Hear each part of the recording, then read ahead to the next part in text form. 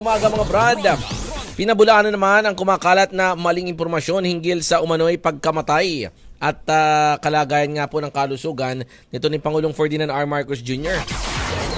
Nakumpirma ang presensya ng Pangulo sa paggunita ng Araw ng Kagitingan kung saan aktibo nitong ginampanan ang kanyang tungkulin kabilang ang pagharap sa media at pagsasagawa ng pisikal na aktibidad sa loob ng Malacanang. Napatunayang kuha sa naturang araw ang mga kumalat na larawan at videos na nagpapasinungaling sa mga alegasyong lumang material na mga ito.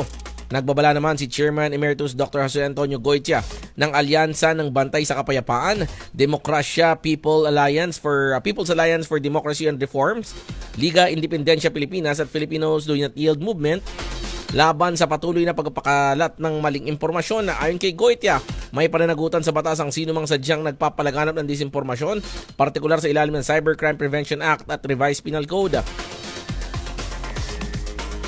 Sa kabila nito, nagpapatuloy naman ang Pangulo sa pagtugon sa mga issue ng bansa kabilang ang hakbang sa krisis ng langis sa pamamagitan ng pagsuspinde ng excise tax sa LPG at kerosene. Nanawagan si Goytia sa publiko na maging mapanuri at tiyakin ang verifikasyon ng mga impormasyon bago ito ibahagi upang maiwasan ang pagkalat ng maling balita.